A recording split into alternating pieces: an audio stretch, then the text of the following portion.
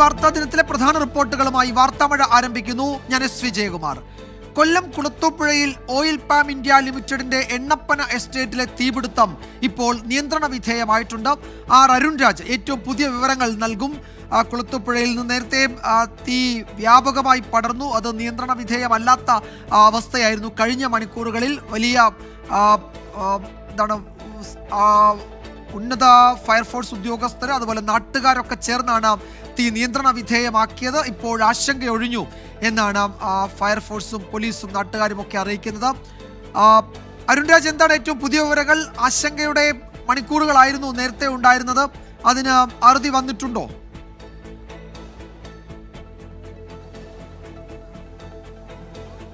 വിജയകുമാർ, ആശങ്കകൾക്ക് വിരാമമായിരിക്കുകയാണ്. ഇപ്പോൾ നിലവിൽ ഈ കാട്ടുതീ അടക്കം നേരത്തെ ഉണ്ടായിരുന്ന തീയടക്കം പൂർണ്ണമായും ശമിച്ചു എന്നുള്ളതാണ് നിലവിൽ ലഭിക്കുന്ന വിവരം. നേരത്തെ ഫയർഫോഴ്സിന്റെയും അതുപോലെ തന്നെ ഫോറസ്റ്റിന്റെയും അടക്കം വലിയ ശ്രമം ഈ പ്രദേശത്തടക്കം എന്നുള്ള നാട്ടുകാരുടെയും കൂട്ടായ പരിശ്രമം ഉണ്ടായിരുന്നു. തീ അണയ്ക്കാനുള്ള ഉദ്യമം പൂർണ്ണമായും വിജയിച്ചു. ഇപ്പോൾ നമ്മൾ ഈ ദൃശ്യങ്ങൾ കാണുന്നത് പോലെ തന്നെ വിവിധ സ്ഥലങ്ങളിൽ ഉണ്ടായിരുന്ന തീ പൂർണ്ണമായും അണച്ച ശേഷം ഫയർഫോഴ്സിന്റെയും ഫോറസ്റ്റിന്റെയും ഉദ്യോഗസ്ഥരടക്കം ഈ സ്ഥലത്ത് ഇപ്പോഴും ക്യാമ്പ് ചെയ്യുകയാണ്. ഇതുമായി ബന്ധപ്പെട്ട കാര്യങ്ങൾ പരിശോധിച്ചു വരുന്ന കാര്യങ്ങളാണ് ഈ ദൃശ്യങ്ങളിൽ കാണുന്നത്. എന്തായാലും വളരെ ആശങ്കാജനകമായ സാഹചര്യമായിരുന്നു. എന്നുവെച്ചാൽ വനമേഖലയിലേക്കടക്കം തീ പടർന്നപ്പോഴും അത് ഏതെങ്കിലും തരത്തിൽ അപകടത്തിലേക്കടക്കം പോകുമോ എന്ന സംശയം പോലും നമുക്കടക്കം ഉണ്ടായിരുന്നു. എന്തായാലും അവിടെ അടക്കം ഫയർഫോഴ്സ് വളരെ കാര്യക്ഷമമായി ഇടപെട്ടു, ഫോറസ്റ്റ് വളരെ കാര്യക്ഷമമായി ഇടപെട്ടു. അതുകൊണ്ട് തന്നെ വനാതിർത്തിയിലേക്കടക്കം ഈ തീ വ്യാപിച്ചില്ല.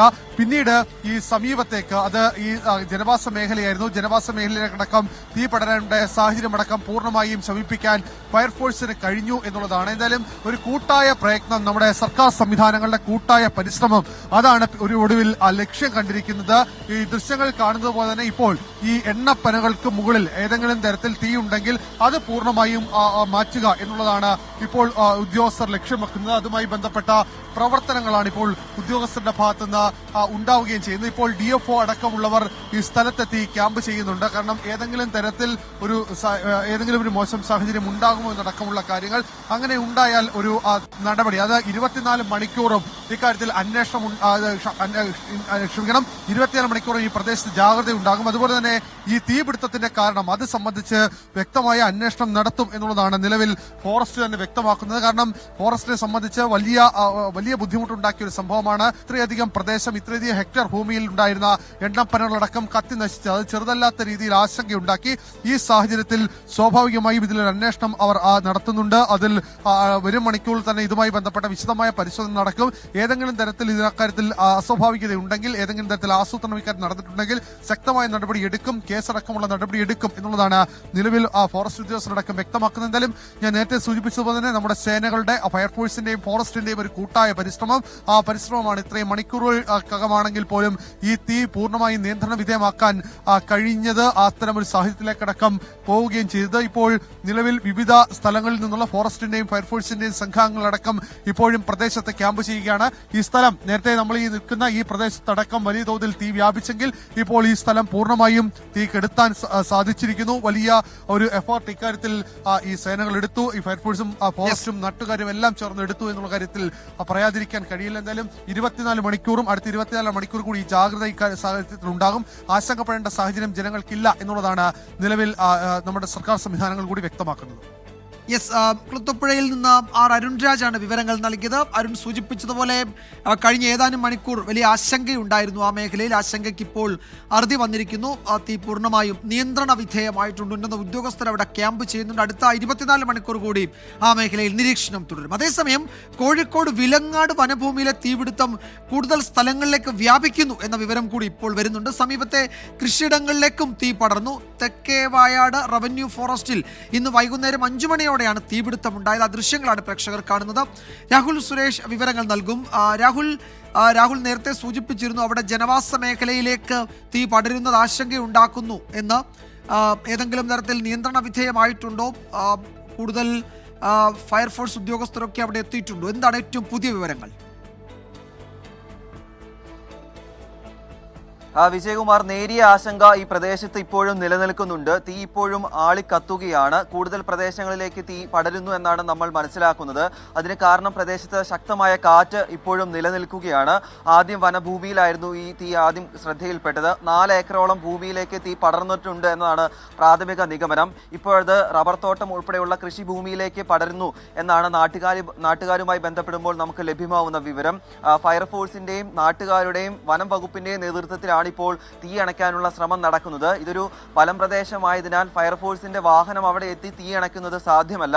അതുകൊണ്ട് മറ്റ് സംവിധാനങ്ങളിലൂടെ, അതായത് തീ അടിച്ചു കടത്തുന്ന മറ്റ് ഉൾപ്പെടെയുള്ള നടപടിക്രമങ്ങളിലേക്കാണ് ഇപ്പോൾ വനം വകുപ്പും അതോടൊപ്പം തന്നെ ഫയർഫോഴ്സും നാട്ടുകാരും ഇപ്പോൾ നടത്തിക്കൊണ്ടിരിക്കുന്നത്. രാത്രി വൈകിയും ഈ തീ അണയ്ക്കാനുള്ള ശ്രമം തുടരുന്നു എന്നാണ് നമ്മൾ മനസ്സിലാക്കുന്നത്. മുമ്പ് സൂചിപ്പിച്ച പോലെ തന്നെ ശക്തമായ കാറ്റാണ് ഇപ്പോഴും പ്രതിസന്ധിയായി തുടരുന്നത്. ഇന്ന് വൈകിട്ട് 5 മണിയോടുകൂടിയായിരുന്നു തെക്കേ വായാട് റവന്യൂ വനഭൂമിയിൽ തീപിടുത്തം നാട്ടുകാരുടെ ശ്രദ്ധയിൽപ്പെടുന്നത്. ആദ്യം കരികിലകൾക്കാണ് തീ പിടിച്ചത്. പക്ഷേ ശക്തമായ കാറ്റുണ്ടായിരുന്നതിനാൽ മറ്റിടങ്ങളിലേക്ക് തീ വ്യാപിക്കുകയായിരുന്നു. എന്താണെങ്കിലും അല്പസമയത്തിനുള്ളിൽ തീ നിയന്ത്രണ വിധേയമാക്കാൻ കഴിയുമെന്ന പ്രതീക്ഷയിലാണ് എല്ലാവരും മുന്നോട്ട് പോകുന്നത്. അപ്പോഴും ശക്തമായ കാറ്റ് തുടരുകയാണെങ്കിൽ ആ കാര്യങ്ങൾക്കെല്ലാം വെല്ലുവിളിയാകും എന്ന കാര്യത്തിൽ യാതൊരു സംശയവുമില്ല. ഈ പ്രദേശത്തെ, അതായത് ഈ മലയുടെ താഴ്ഭാഗത്തും മുകൾ ഭാഗത്തുമാണ് ജനവാസ കേന്ദ്രങ്ങൾ ഉള്ളത്. അതൊരുപക്ഷെ കൂടുതൽ കൃഷിയിടങ്ങളിലേക്ക് വ്യാപിക്കുകയാണെങ്കിൽ ആളുകൾ താമസിക്കുന്ന ഇടങ്ങളിലേക്ക് ഉൾപ്പെടെ തീ എത്താനുള്ള സാധ്യതയുണ്ട്. അതില്ലാതാക്കാനുള്ള ശ്രമമാണ് ഇപ്പോഴും തുടർന്നുകൊണ്ടിരിക്കുന്നത്. വിജയകുമാർ.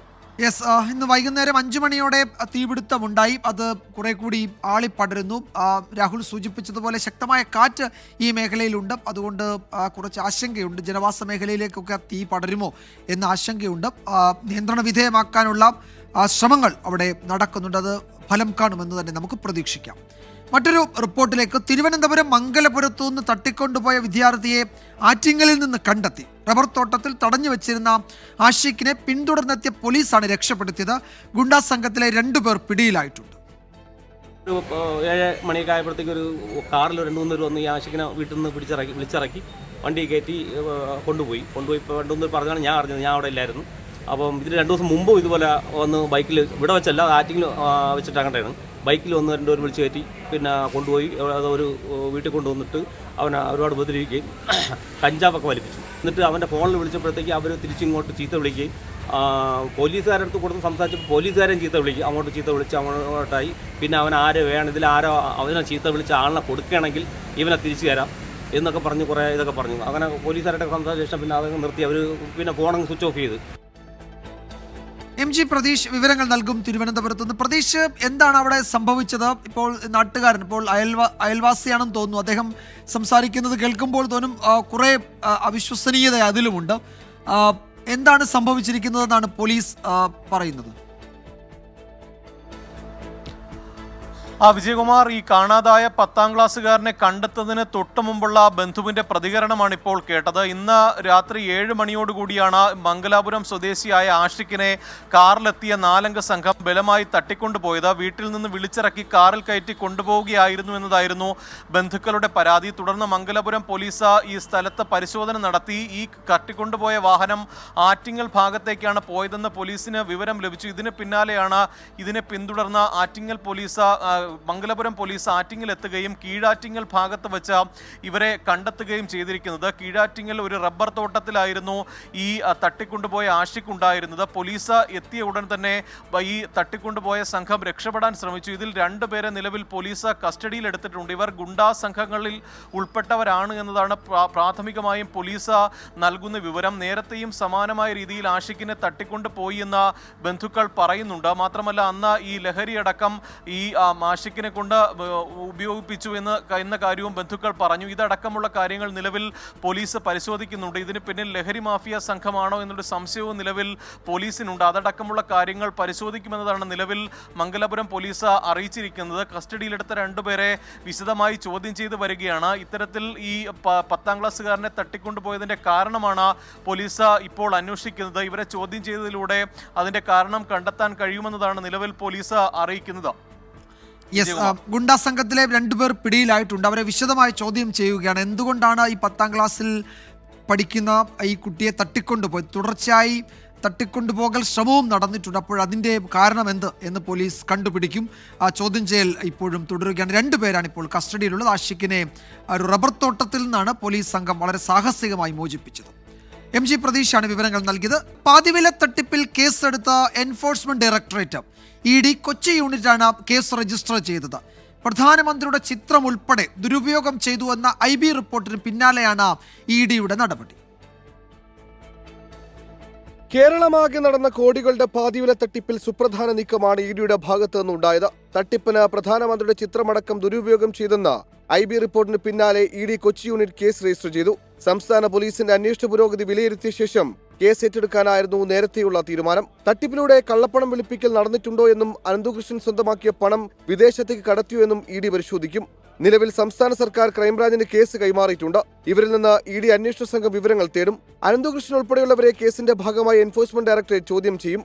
ആരോപണ വിധേയരായ വിവിധ രാഷ്ട്രീയ പാർട്ടി നേതാക്കളെ ED ചോദ്യം ചെയ്യുമോ എന്നതും കേസിൽ പ്രധാനമാണ്. 24 കൊച്ചി. പാതിവില തട്ടിപ്പ് കേസിൽ പ്രതി അനന്തു കൃഷ്ണന്റെ ജാമ്യാപേക്ഷ കോടതി തള്ളി. കേസന്വേഷണം നടക്കുന്ന സാഹചര്യത്തിൽ ജാമ്യം അനുവദിച്ചാൽ പ്രതി ഒളിവിൽ പോകാൻ സാധ്യതയുണ്ട് എന്ന് മൂവാറ്റുപുഴ 1-ാം ക്ലാസ് മജിസ്ട്രേറ്റ് കോടതി നിരീക്ഷിച്ചു. അതേസമയം അനന്തു കൃഷ്ണന്റെ അഭിഭാഷക താൻ തന്നെയാണെന്ന് കോൺഗ്രസ് നേതാവ് ലാലി വിൻസെന്റ് വ്യക്തമാക്കി. മൂവാറ്റുപുഴ പോലീസ് രജിസ്റ്റർ ചെയ്ത കേസിലാണ് അനന്തു കൃഷ്ണന്റെ ജാമ്യാപേക്ഷ കോടതി തള്ളിയത്. പ്രതിക്കെതിരെ പോലീസ് ആരോപിക്കുന്ന കുറ്റം നിലനിൽക്കില്ലെന്നും സിവിൽ കോടതിയിൽ പരിഗണിക്കേണ്ട കേസാണെന്നുമായിരുന്നു പ്രതിഭാഗത്തിന്റെ വാദം.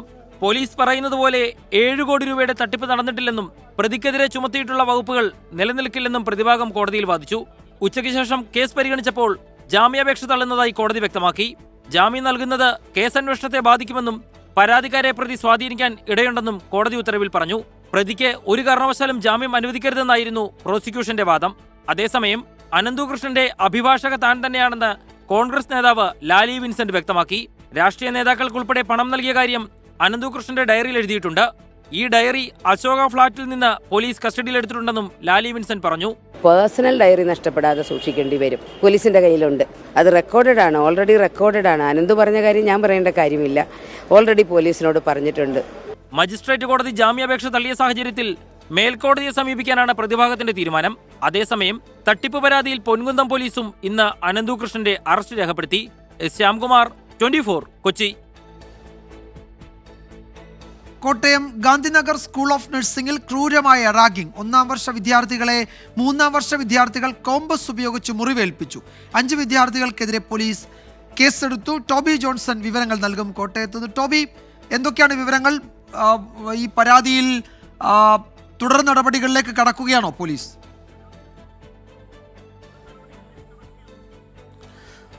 വിജയകുമാർ, ഒരു പ്രാഥമികമായിട്ടുള്ള വിവരം തന്നെയാണ് നമുക്ക് ലഭിക്കുന്നത്. ആ ലഭിക്കുന്ന വിവരം അനുസരിച്ച് ഇത് സംബന്ധിച്ചൊരു FIR ഗാന്ധിനഗർ പോലീസ് സ്റ്റേഷനിൽ രജിസ്റ്റർ ചെയ്തിട്ടുണ്ട് എന്ന് തന്നെയാണ് നമുക്ക് പോലീസിൽ നിന്ന് ലഭിക്കുന്ന വിവരം.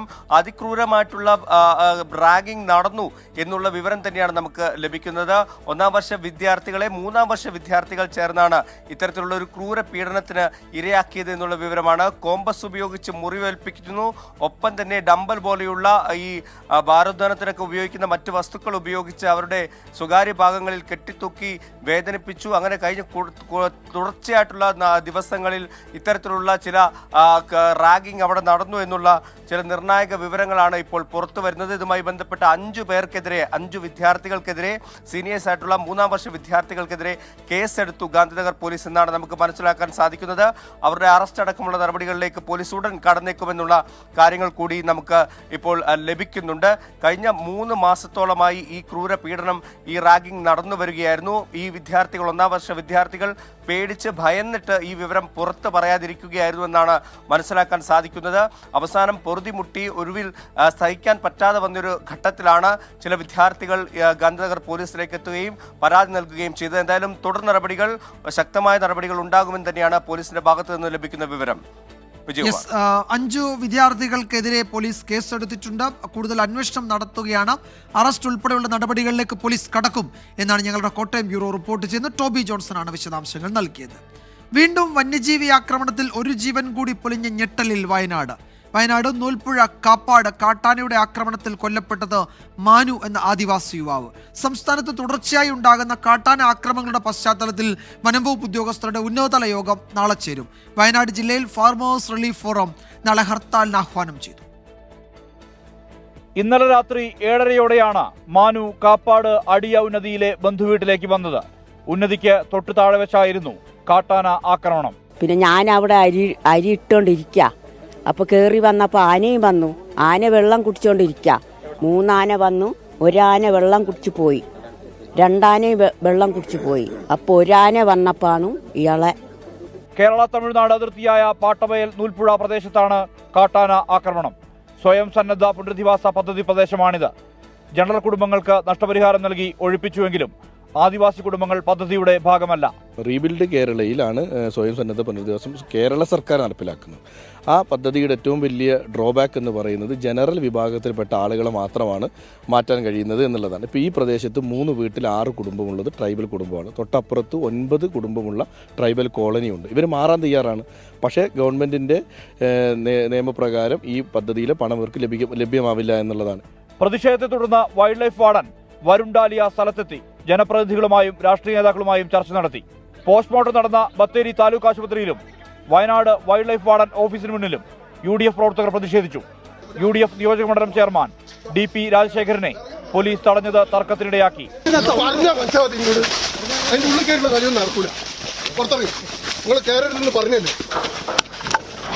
നീലഗിരി പാട്ടവയൽ വെള്ളരി ഉന്നതിയിലാണ് മാനുവിന്റെ സംസ്കാര ചടങ്ങുകൾ നടന്നത്.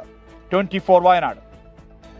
ഇടുക്കി പെരുവന്താനത്ത് കാട്ടാന ആക്രമണത്തിൽ കൊല്ലപ്പെട്ട സോഫിയ ഇസ്മായിലിന്റെ മൃതദേഹം മുണ്ടക്കയം വരിക്കാനി ജുമാ മസ്ജിദ് ഖബർസ്ഥാനിൽ ഖബറടക്കി. സോഫിയയുടെ കുടുംബത്തിന് ആദ്യ ഗഡുവായ 5 ലക്ഷം രൂപ ധനസഹായം കൈമാറി. കാട്ടാന ശല്യത്തിൽ ജില്ലാ കളക്ടർ നൽകിയ വാഗ്ദാനങ്ങൾ പാലിച്ചില്ലെങ്കിൽ ശക്തമായ സമരം തുടങ്ങാനാണ് നാട്ടുകാരുടെ തീരുമാനം.